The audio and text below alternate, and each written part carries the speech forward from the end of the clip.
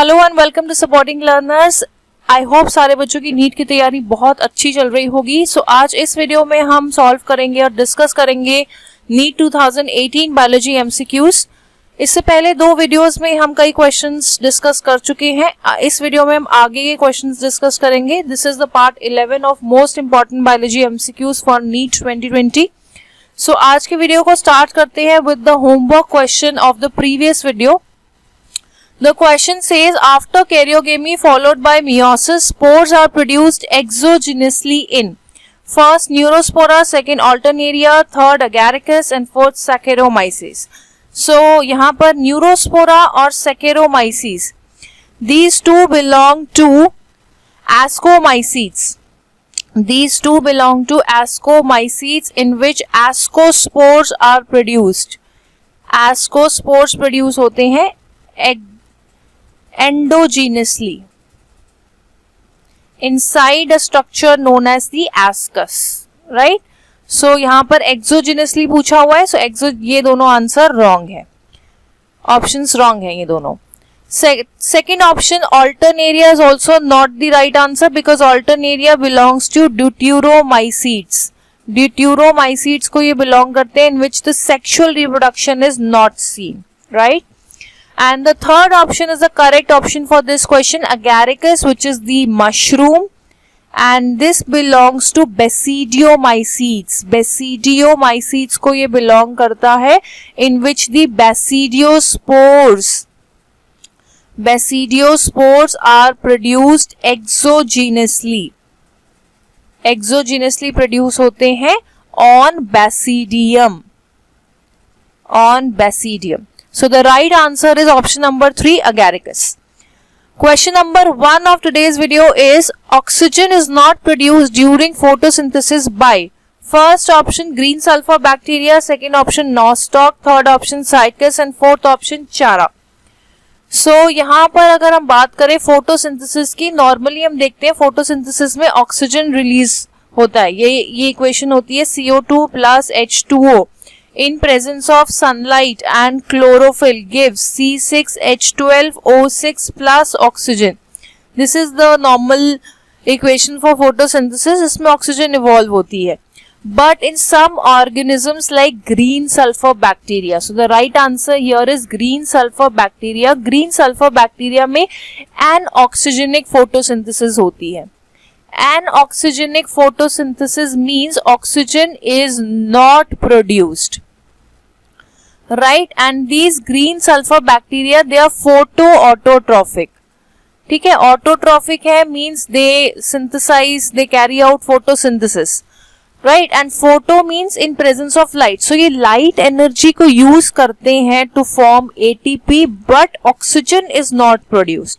ठीक है, तो इनमें होता क्या है बेसिकली, इनमें PS2 जो है it is not present, photosystem 2 is not present, तो फोटोलिसिस ऑफ वाटर नहीं होता है, photolysis of water does not take place. ठीक है, तो ऑक्सीजन रिलीज नहीं होती है। And basically in this type of photosynthesis the water is not used as an electron donor. ठीक है, इनका जो सोर्स ऑफ हाइड्रोजन है to reduce the carbon is H2S, hydrogen sulphide को ये यूज करते हैं। सो इसमें जो इक्वेशन होगी वो क्या बन जाएगी, CO2 carbon dioxide plus hydrogen sulphide in presence of light because they are photoautotrophic give C6H12O6 plus 12S plus 6H2O plus some energy, right? So आप यहाँ पर देख सकते हैं नॉर्मल फोटोसिंथेसिस जो ग्रीन प्लांट्स करते हैं उसमें H2O यूज होता है, ठीक है, एज हाइड्रोजन डोनर, बट यहाँ पर H2S यूज होता है, इसीलिए ऑक्सीजन यहाँ पर कहीं भी प्रोडक्ट में आपको नहीं दिखेगी। ठीक है, so green sulphur bacteria is a right answer. और इसके अलावा पर्पल सल्फर बैक्टीरिया भी एन ऑक्सीजनिक फोटोसिंथेसिस करते हैं, इनमें भी इनकी फोटोसिंथेसिस में भी ऑक्सीजन प्रोड्यूस नहीं होता है। So moving on to the next question. Question number 2. Pollen grain can be stored for several years in liquid nitrogen having a temperature of first option minus 120 degrees Celsius, second option minus 80 degrees Celsius, third minus 196 degrees Celsius and fourth minus 160 degree Celsius. Right answer is option number 3, minus 196 degrees Celsius. In liquid nitrogen, we can store pollen grains for several years. Direct question from NCERT. Question number 3. In which of the following forms is iron absorbed by the plants? First ferric, second ferrous, third free element and fourth both ferric and ferrous. तो answer है option number 1 ferric. Fe3 plus ions के form में plants जो हैं वो iron को absorb करते हैं. Question number 4. Double fertilization is a very important topic for NEET. Double fertilisation में क्या होता है, आपका जो मेल गैमीट है, 2 मेल गैमीट्स पॉलन ट्यूब में होते हैं. ठीक है, पॉलन ट्यूब से ट्रैवल करते हैं. एक मेल गैमीट जाके फ्यूज करता है with the egg. 1 male gamete fuses with the egg to form a diploid zygote. This fusion is called syngamy. इस फ्यूजन को हम क्या कहते हैं, syngamy. ठीक है, और जो दूसरा मेल गैमीट है, the other male gamete that fuses with the 2 polar nuclei of the central cell to form the primary endosperm nucleus, which is triploid, and this fusion is called triple fusion. This fusion is known as triple fusion, and both these take place simultaneously. That is, syngamy and triple fusion both take place simultaneously. So this is called double fertilization. ठीक है, so options देखते हैं हम. Fusion of 2 male gametes of pollen tube with 2 different eggs. No, this is wrong. Fusion of 1 male gamete with 2 polar nuclei. This is also wrong. Fusion of 2 male gametes with 1 egg. This is absolutely wrong. And fourth option, syngamy and triple fusion. So option number 4 is the right answer. Question number 5. Which of the following elements is responsible for maintaining turgor in cells? First magnesium, second sodium, third potassium and fourth calcium. So the right answer is option number 3, potassium. Potassium ions also help to maintain the anion-cation balance. Anion-cation balance. And the opening of closing of stomata. Opening and closing of stomata में भी ये help करते हैं. And this is a direct line from NCERT. तो NCERT का direct question है ये. Turgor in cells is maintained by the potassium ions. Question number 6. Which of the following plants shows a very close relationship with the species of moth where none of the two can complete its life cycle without the other? First hydrilla, second yucca, third banana and fourth viola. So this is also a direct question of NCERT. Answer is option number 2, yucca. Yucca plant और जो species of moth है, there is a symbiotic relationship. There is a symbiotic relationship between these two where none of them can complete their life cycle without each other. So this is an obligate mutualism. ये relationship क्या है, obligate mutualism. Question number 7. Hormones secreted by placenta to maintain pregnancy are first HCG, HPL, progestogens, prolactin. Second HCG, HPL, estrogen, relaxin, oxytocin. Option 3 HCG, HPL, progestogens, estrogens. And fourth HCG, progestogens, estrogen and glucocorticoids. So direct question है, ये सारे hormones placental hormones mentioned है NCERT में. तो आपका right option यहाँ पर क्या बनेगा, HCG is a human chorionic gonadotropin hormone है. This is a placental hormone. Yes. HPL human placental lactogen, this is also a placental hormone. Progestogens is also, yes, it is a placental hormone. Prolactin जो है, this is not a placental hormone. This is produced by anterior pituitary. anterior pituitary. Right, so this is not the right option.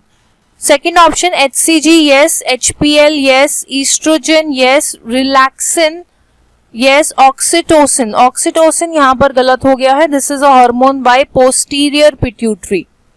Posterior pituitary. Right. Third option, HCG correct, HPL correct, progestogens correct, estrogen is also correct. So option number 3 is the right answer. Option number 4 भी check कर लेते हैं. HCG ठीक है, progestogens ठीक है, estrogens okay fine. Glucocorticoids, these are not produced by placenta. This is the production of adrenal gland, particularly the adrenal cortex.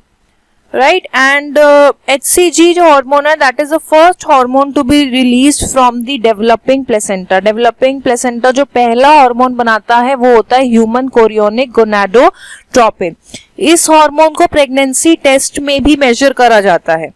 ठीक है, ये जो है बेसिकली हेल्प करता है प्रोजेस्टेरॉन को मेंटेन करने के लिए, और progesterone is a very important hormone for maintaining the endometrium lining of the uterus. Right. Question number 8, the contraceptive सहेली. अब सहेली जो कॉन्ट्रासेप्टिव है, this is research product of India. CDRI central drug research institute Lucknow में ये research कर बनाया गया था इसको. And this is a non steroidal oral contraceptive.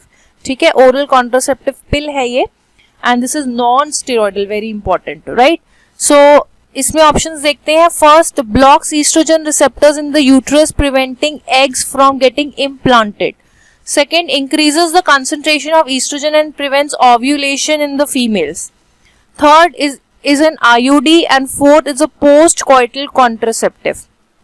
तो सहेली IUD तो नहीं है, पोस्ट कॉइटल कॉन्ट्रासेप्टिव भी नहीं है, ये एक ओरल कॉन्ट्रासेप्टिव पिल है. राइट, सो बेसिकली जो सहेली कॉन्ट्रासेप्टिव पिल है, this is an anti estrogenic pill. Anti estrogen, this basically blocks the estrogen receptors in the uterus. Estrogen receptors को ये ब्लॉक करता है, and even if the fertilized egg is present, then also the implantation will not take place. Implantation will be prevented because the endometrium lining is very thin for implantation. ठीक है, so first option is the right option. It blocks the estrogen receptors in the uterus, preventing the eggs from getting implanted. Question number 9, the difference between spermiogenesis and spermiation is. So spermiogenesis और spermiation direct या NCERT में दोनों terms given है in the chapter of human reproduction. Right, spermiogenesis क्या होता है? Spermatids का differentiation. Spermatids basically they get differentiated, they undergo differentiation. They undergo differentiation to form spermatozoa. Right, spermatozoa, and this is called what? Spermiogenesis. Spermiogenesis कहते हैं इसको. Right, and then these spermatozoa, they basically released from the Sertoli cells into the seminiferous tubules. Right, so options देखते हैं. In spermiogenesis, spermatids are formed. No, spermatids are not formed in spermiogenesis. Second option, in spermiogenesis spermatozoa are formed. This is correct. While in spermiation spermatids are formed. No, this is wrong. In spermiogenesis spermatozoa from the Sertoli cells are released into the cavity of seminiferous tubules, while in spermiation spermatozoa are formed. So ये उल्टा दिया हुआ है, गलत है ये option. यहां पर स्पर्मिएशन होना चाहिए और यहां पर स्पर्मियोजेनेसिस होना चाहिए. ठीक है, एंड फोर्थ ऑप्शन देखो, in spermiogenesis spermatozoa are formed. Yes, this is correct. While in spermiation the spermatozoa released from the Sertoli cells into the cavity of the seminiferous tubules. बिल्कुल सही बात है। स्पर्मियोजेनेसिस में स्पर्मेटोजोआ फॉर्म होते हैं, जबकि spermiation में स्पर्मेटोजोआ रिलीज हो जाते हैं सर्टोली सेल से into the lumen or the cavity of the seminiferous tubule. So option number 4 is the right answer. Question number 10. The amnion of mammalian embryo is derived from first ectoderm and mesoderm, second endoderm and mesoderm, third mesoderm and trophoblast, and fourth ectoderm and endoderm. So amnion is derived from extrasomatic ectoderm on the inner side and the mesoderm on the outer side. So answer is option number 1, ectoderm and mesoderm. Question number 11. In the growing population of a country, अब यहाँ पर growing population की बात हो रही है, सो pyramid कैसा होगा, एक एक्सपैंडिंग पॉपुलेशन है ये, so pyramid will be like this. यहाँ पर होंगे आपके pre reproductive individuals, and then there will be reproductive individuals, and then there will be post reproductive individuals, right? So options देखते हैं. Pre reproductive individuals are more than the reproductive individuals. Yes, pre reproductive individuals post reproductive individuals से ज्यादा है. So this option could be the right option. बाकी options भी check कर लेते हैं. Reproductive individuals are less than post reproductive individuals. नहीं, reproductive individuals post reproductive individuals से ज्यादा है. So this option is wrong. Reproductive and pre reproductive individuals are equal in number. No, they are not equal in number. Pre reproductive individuals are less than the reproductive individuals. This option is also wrong. So the right option is option number 1. Question number 12. All of the following are included in ex situ conservation except. So ex situ conservation होती है हमारी of site conservation. Of site conservation जिसमें हम endangered species को उनके natural habitat के बाहर conserve करते हैं, आउटसाइड देयर नेचुरल हैबिटेट. सो यहाँ पर कौन सा आपने एक्सेप्ट पूछा हुआ है इसमें, तो इन situ कंजर्वेशन मेथड आप सिलेक्ट कर लो, आपको आंसर मिल जाएगा. So wildlife safari, yes, ex situ conservation है. Sacred groves are not ex situ conservation. So this option is the right answer. Sacred groves. Botanical garden and seed banks, they are also ex situ conservation. Question number 13. Which part of poppy plant is used to obtain the drug smack? So the drug heroin, that is commonly known as smack, and that is obtained from the acetylation of morphine. ठीक है, so that is basically obtained from the latex of poppy plant, and the scientific name of poppy plant is Papaver somniferum. So the right answer is option number 2, latex. Question number 14. Match the items given below in column 1 with those in column 2 and select the correct option given below. Column, अब इसमें आपने जब भी ऐसा कोई question आता है match the items वाला, और ऐसे क्वेश्चंस नीट में बहुत आते हैं, तो आपने डायरेक्ट ऑप्शंस में जंप करना है, आपने पढ़ना ही नहीं है अभी क्वेश्चन को. ए ऑप्शन का देखो 1 होगा या फिर 3 होगा, इन दोनों में से कोई करेक्ट होगा.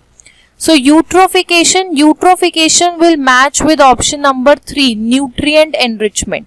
Yes, eutrophication when the water body becomes enriched with minerals and nutrients like nitrogen and phosphorus, so that is known as the eutrophication.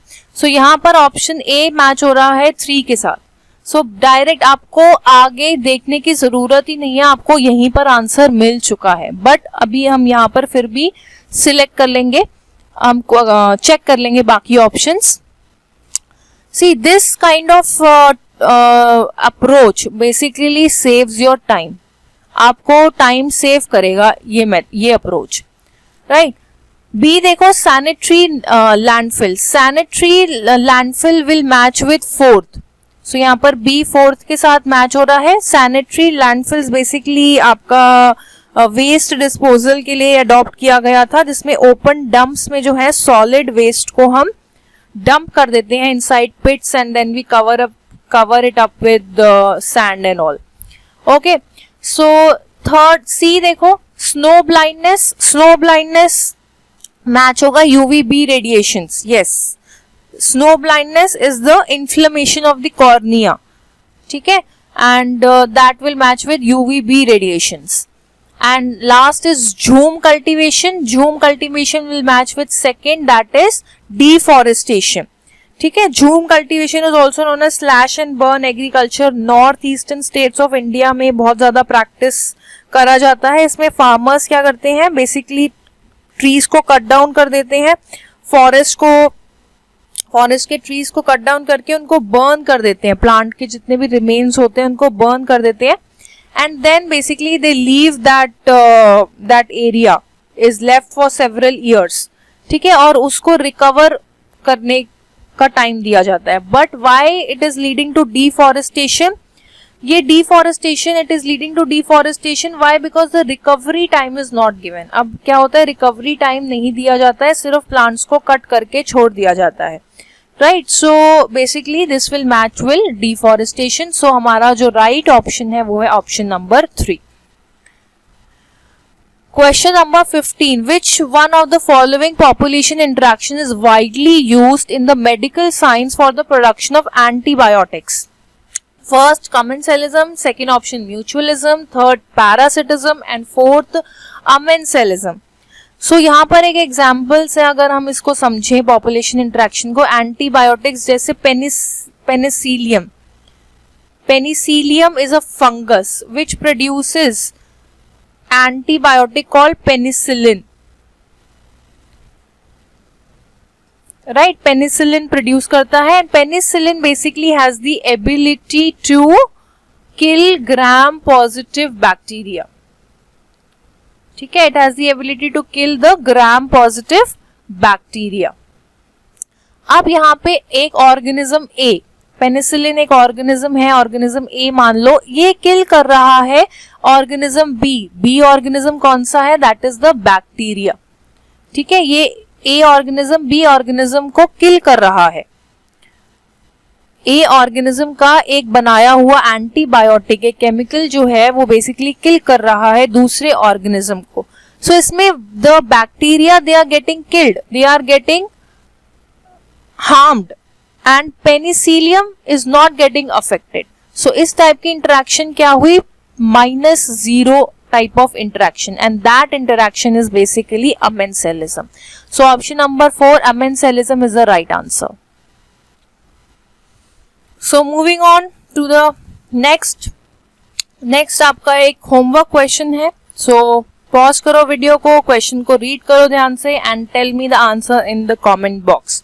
Till then, I will see you in the next video. Thank you for watching this video. Please subscribe to the channel if you are liking my videos, and I'll see you with NEET 2018 questions, further more questions in the next video.